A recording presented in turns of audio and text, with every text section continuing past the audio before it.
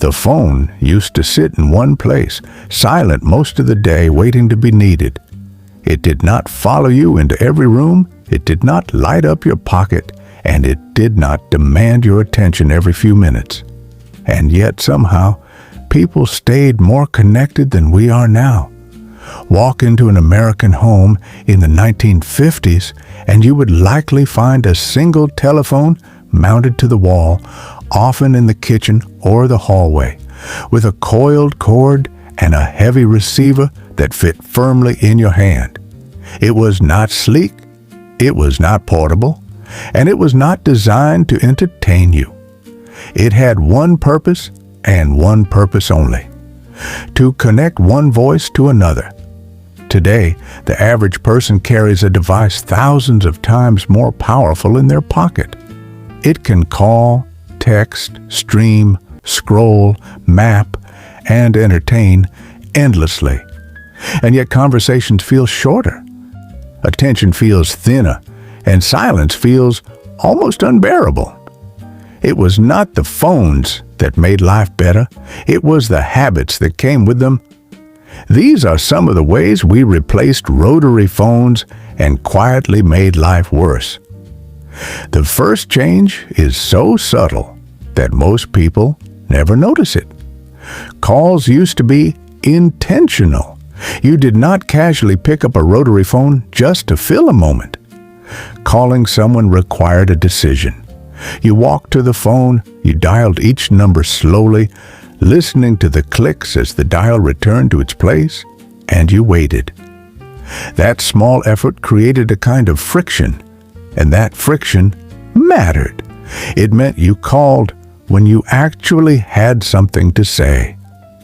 Today, calling someone takes less than a second, but because it is so easy, it has lost its weight.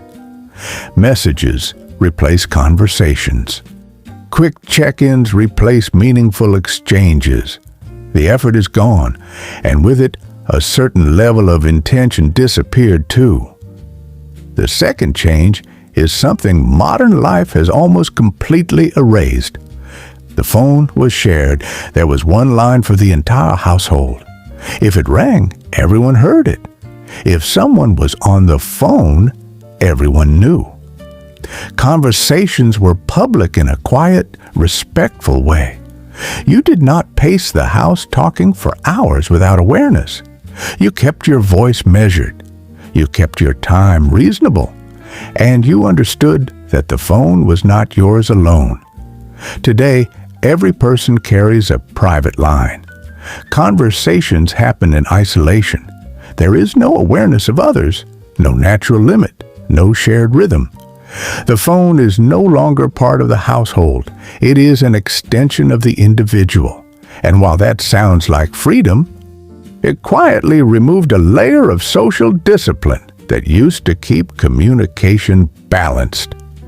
The third shift is one that changed how people handled uncertainty. There was no caller ID. When the phone rang, you did not know who was on the other end. You picked it up anyway. That created a different kind of openness. You were willing to engage, to listen, to respond without pre-screening the interaction. Today, we screen everything. We decline calls, ignore messages, and decide who deserves our attention before a single word is spoken. It feels efficient, but it also creates distance. It turns communication into a filtered experience instead of a human one.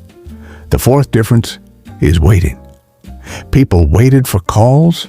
If you expected someone to call, you stayed near the phone, you structured your time around it, and if they did not call, you waited longer. There was no instant follow-up, no second message asking, "Did you get this?" Waiting was built into the rhythm of life, and waiting did something important. It created anticipation. It gave conversations value before they even began. Today, waiting has almost disappeared. Messages are expected to be answered immediately. Silence feels like neglect instead of normal delay. and that constant expectation creates a low-level pressure that never really goes away. The fifth shift is in the conversations themselves. When someone called, they talked. Not for a few seconds, not in fragmented replies, but in full, uninterrupted conversations.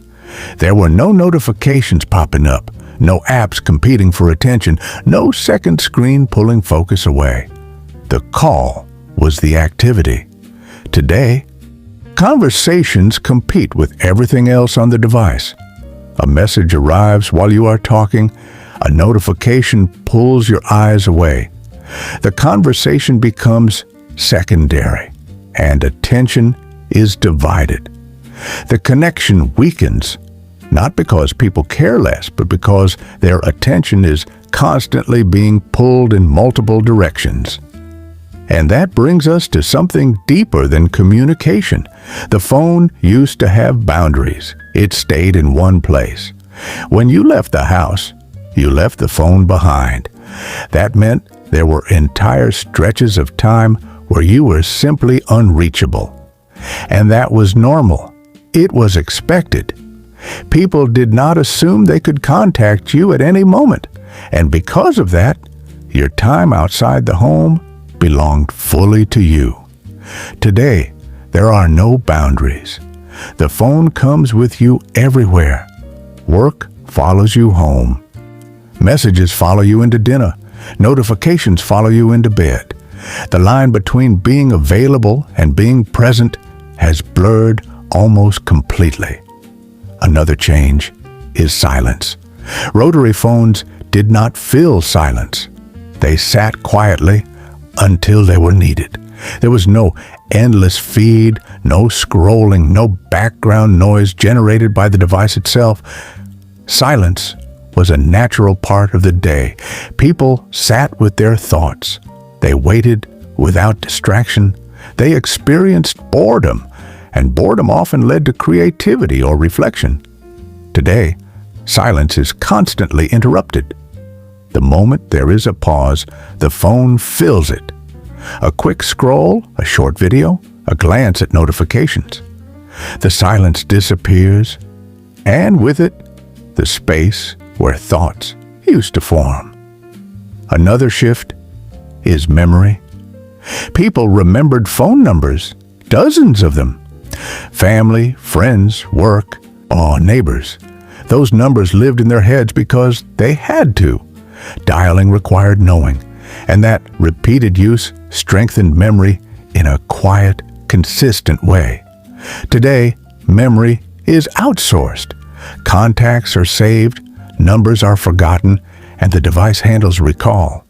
It is convenient, but it also removes a layer of mental engagement that used to be part of everyday life. Then there is interruption. The rotary phone could only interrupt you in one way. It rang. And if you chose not to answer, that was the end of it. There were no follow-up pings, no repeated alerts, no cascade of notifications demanding attention. Today, interruption is constant. Messages, emails, updates, alerts. Even when you ignore one, another appears. The phone no longer waits to be used. It demands to be checked. And that constant interruption fragments attention into smaller and smaller pieces. Another difference is presence. When someone was with you, they were with you. There was no device pulling their focus away every few minutes. Conversations happened face to face, uninterrupted. Meals were shared without distraction. Time together felt complete. Today, presence is partial. The phone sits on the table, within reach, always capable of interrupting the moment. Even when it does not, its presence changes behavior. Attention is divided before anything even happens. And finally, there is the rhythm of life itself. Rotary phones were woven into a slower, more deliberate rhythm.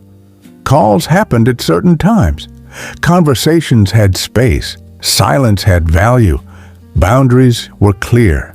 The device fit into life. Today, Life often bends around the device. Notifications dictate attention. Messages dictate response time. The rhythm is faster, more fragmented, less controlled, and the strange thing is, none of this happened all at once. It happened gradually, one small convenience at a time.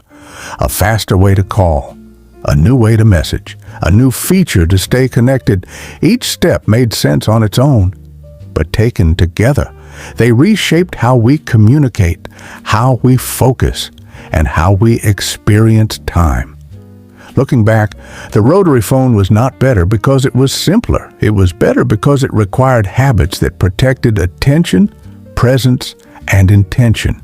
It limited what you could do, and in doing so, it protected how you lived. Today's devices offer unlimited capability, but they come with fewer natural limits. And without those limits, it becomes easy to lose the very things that made communication meaningful in the first place. Maybe the problem is not that we replaced rotary phones. Maybe the problem is that we replaced the habits that came with them. The good news is that habits can be rebuilt, not by throwing away technology, but by reintroducing the boundaries, the intention, and the rhythm that once came naturally. One small change at a time. Letting a call wait. Finishing a conversation without distraction. Sitting in silence without reaching for the screen, the way it used to be, before the phone followed us everywhere, before every moment could be filled, and before we forgot that connection was never about how fast we could reach someone, but how fully we could be there when we did.